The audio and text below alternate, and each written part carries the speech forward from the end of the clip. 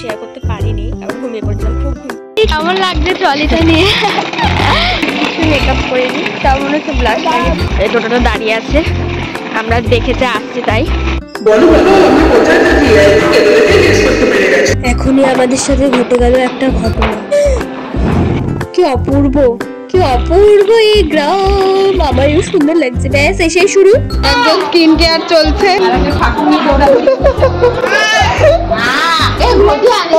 ঝগড়া করতে আসতো। আমি এখন দেখছি কোনটা ভালো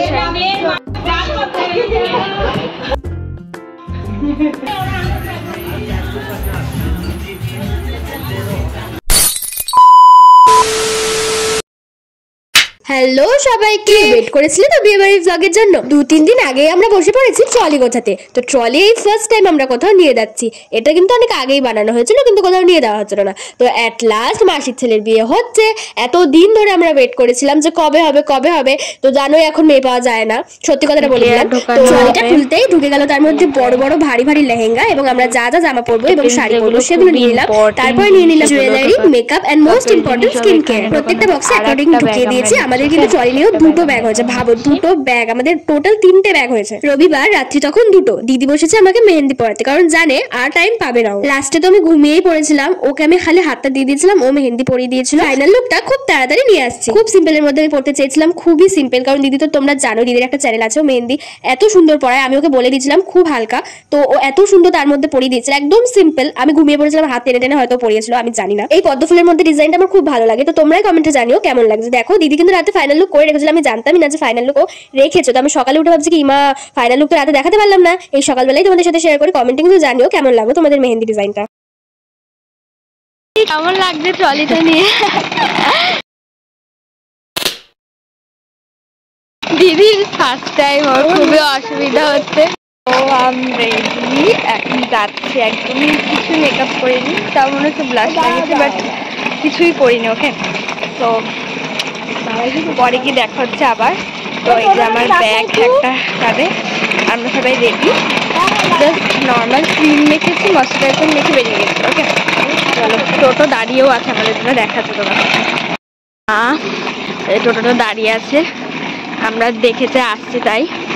বলো তো আমরা কোথায় থাকি? এটা দেখে আই থিঙ্ক সবাই বুঝেই গেছো যে আমরা কোথায় থাকি। যারা যারা বুঝেছো তারা কিন্তু কমেন্টে জানাতে একদম ভুলবে না। কিছুদিন আগেই হলো, এত নোংরা হয়ে গেল কেন কি জানি। এই যে এখন আমি যাচ্ছি, এরপরেই আমাদের সাথে একটা ঘটনা ঘটে, তোমাদের সাথে ঘটনাটা আমি শেয়ার করি। সেটার আর ক্লিপ নেওয়া তখন আর সম্ভব হয়নি। সত্যি বলতে এই দুনিয়ায় এখনো ভালো মানুষ সত্যি কিন্তু আছে, কারণ আজকের এই ঘটনাটা ঘটে সত্যি আমাদের সেটা প্রমাণ করে দিল। তোমরা তো দেখলে আমরা 3জনই মেয়ে, তার মধ্যে এত ভারী একটা ট্রলি, তার মধ্যে আমি আবার মা দুজনেই আলাদা করে ব্যাগ ধরেছিলাম।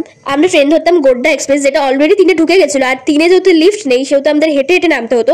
অত উপর থেকে একটা আমাদের কাকু, ভিউটা দেখো জাস্ট, গ্রামের এই সৌন্দর্যটা জাস্ট অপূর্বই হয়ে থাকে। তো যাই হোক, ওই ঘটনাটায় ফিরে আসি। একটা লোক হুট করে এসেই বললো ট্রেনটা কিন্তু 2 মিনিট দাঁড়াবে। তো আমরা যথারীতি কিভাবে নামবো তাড়াতাড়ি করে, দিদি যেহেতু ট্রলিটা নিয়েছিল, অতগুলো সিঁড়ি দিয়ে দিদি নেবে, তখনই বলছে যে তুমি আমার ফোনটা ধরো, আমাকে ব্যাগটা দাও।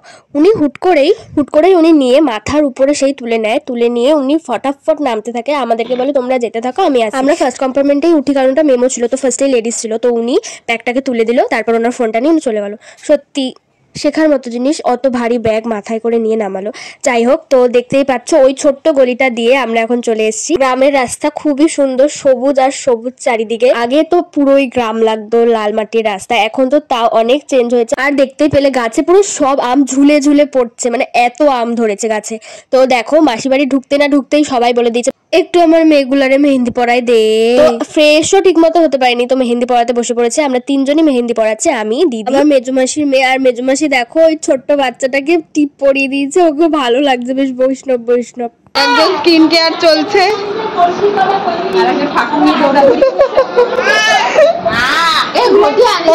ঝগড়া করতে আসতো।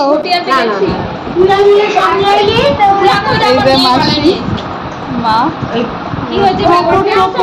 এই যে ঠাকুরমা আর গোপালের ভিড় বিয়ে বাড়ি খেতে এসেছে। এই যে এটা হচ্ছে আমার বড় মাসি, যার বাড়িতে বিয়ে হচ্ছে, যার ছেলের বিয়ে হচ্ছে। দেখো ফুলে আর এই ঘরগুলো এঁকেছে, কাউকে দিয়ে হয়তো আঁকিয়েছিল, খুব সুন্দর হয়েছিল। এই যে মুকুট, আর এই যে এখন 3 বোন মিলে এখন গল্প করতে বসেছে।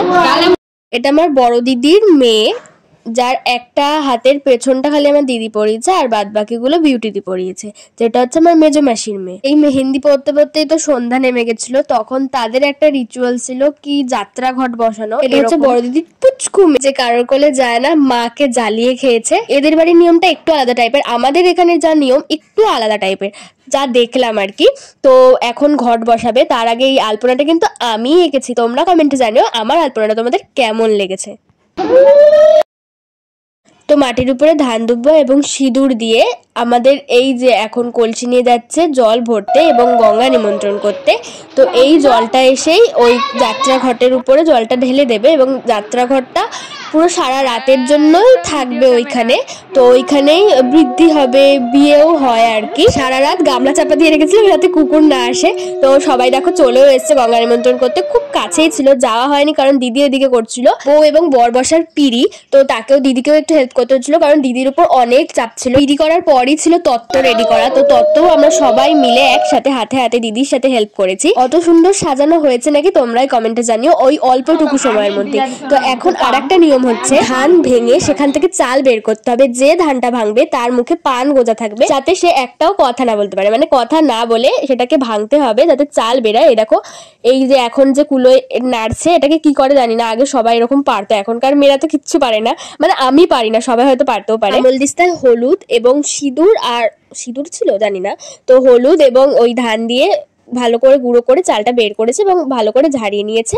এই চালগুলো বের করলেই নাকি শুভ শুভ শুভ শুভ শুভ শুভ। দিদি তো দিদির কাজ করছে। এবার তোমরা ভাববে যার বিয়ে তার মা কেন করলো না, অর্থাৎ আমার বড় মাসি কেন করলো না, কারণ মেজো দাদা ছোট থাকতে বড় মাসির বাড়িতে এসেই নাকি মানুষ করেছে দাদাকে অনেক বড় অব্দি। তো মার দায়িত্ব তো মাসিকে তখন নিতেই হবে, মেজো মাসিকে, ওর জন্য মেজো মাসি সব করেছে। আর বড় মাসির শরীরটাও ভালো ছিল না, অনেকদিন আগে পড়ে গেছিল, ওর জন্য এখন বানানো হচ্ছে মারবেরি সিল্ক দিয়ে তত্ত্ব। সেটাও কি সম্ভব তোমরাই কমেন্টে জানিও। আমার দিদি সব পারে, তো এখান থেকে অনেক কষ্টসাধ্য করে একটা ফুল বানিয়েছিল।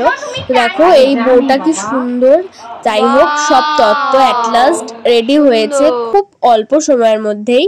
সব বাচ্চা পার্টিদের সেলোটেপ কাটার দায়িত্ব ছিল, জামাইবাবুর ছিল উপরে সেলোপিন পেপার লাগানো সবগুলোতে, আর দিদির দায়িত্ব তো সব সুন্দর করে সাজানো, উপরে ডেকোরেট করা। তো দেখতেই পেলে দিদি এখন করছে বৌদির সাজগোজের জিনিস। তো বার্থ সেট ছিল, মামা মামির জামা, মানে মামির তো জামা হয় না, শাড়ি, তো অনেক কিছু। যাই হোক, নৌকাটা কিন্তু আমার মাসির মেয়ে করেছে। মামি এখন উকি দিয়ে দেখছে যে কোনটা ভালো শাড়ি সেটাই নেবে, কিন্তু মামি ভুলে গেছে যে এটা মেয়েদের বাড়িতে যাবে। তো এখন যেটা সূচিপত্র নৌকার মধ্যে, এই নৌকা না ওটা পালকির মধ্যে, তো সেটা রেডি করছিল দিদি, সব এক এক করে নাম লিখে কার কোনটা, তো সেইভাবেই দেবে। এখন থেকে শুরু হচ্ছে আইবুড়ো ভাতের পর্ব। তো ফার্স্টেই এখন দিদি বসে পড়েছে সব রেডি করতে, ফুল দিয়ে থালার পাশে এবং বাটির পাশে সুন্দর করে সাজানো। এবার দাদাও বসে পড়েছে, এখন চলছে একটা রিলস বানানো, যেই রিলসটা কিন্তু অবশ্যই আমার চ্যানেলে আসবে। তার জন্য কি করতে হবে, আমার চ্যানেলটাকে সাবস্ক্রাইব করতে হবে। খুব ইউনিক একটা রিলস, যারা বুঝতে পেরেছো কমেন্টে জানিও। তোমাদের বলাই হয়নি তত্ত্ব সাজানোর পর আমরা কি করেছি সব বলছি। বড়রা তখন করছিল বরের জন্য রান্না বান্না, আর আমরা এদিকে করছিলাম নাচের প্র্যাকটিস। তো এতগুলো বোনের একটা মাত্র দাদা বলে কথা, কিছু না করলে হবে। আমরা কিন্তু কোনো প্ল্যান করে যাইনি, হুট করে প্ল্যান হলো চলো নাচ তুলি। আর ওর বোনগুলোকে বলায়, ওর বোনরা বলে একটা মাত্র দাদা, তোরা যা বলবে আমরা তাই করবো। তো হুট করে গান সিলেক্ট করা, নাচ তোলা, মামার জন্য তার ভাগ্নি দুজনে এত তাড়াতাড়ি নাচ তুলতে পারবে আমরাও সত্যি ভাবতে পারিনি। তো এখন চলছে আশীর্বাদ পর্ব। প্রথমেই তার মা, মানে আমার বড় মাসি, তারপর দাদার বাবা আশীর্বাদ করলো, এখন করছে আমার মা, তার আগে করেছে বড় মামি এবং মামা। মামার এতই গরম লাগছিল যে হাফ প্যান্ট পরে করেছে, ওটা কোনো ব্যাপার না, এগুলো তো হতেই থাকে বিয়ে বাড়িতে। এখন মাসি সব পদ দিয়ে দাদাকে খাইয়ে দিচ্ছে। মার হাতে তো বলো আজকেই এই খাবে, তো আর কবে খাবে জানি না। এখন দেখো ভাগ্নিদের সাথে খুনছুটি, মাথা খাওয়াবে, দাদা পেছনে সরে যাচ্ছে, না আমি খাবো না। আমার চ্যানেলে কিন্তু অলরেডি আপলোড হয়ে গেছে আমাদের দুটোই নাচের ভিডিও, যারা যারা এখনো দেখোনি গিয়ে অবশ্যই দেখে আসতে পারো শর্টসে। প্ল্যান না করো, এত মজা হবে, এত ভালো নাচবো আমরা ভাবিনি। দেখো ওর বোনরা কিন্তু ফাটিয়ে নাচ করেছে, তোমরা যারা যারা এখনো দেখোনি গিয়ে দেখে আসো, এত মজা পাবে বিশ্বাস করো। তো দেখতেই পাচ্ছ অল্প করে ক্লিপ তোমাদের সাথে আমি শেয়ার করে দিলাম। টট্টুরি দিবি লাইক, যা পারছি তাই করবো, একটা মাত্র দাদা।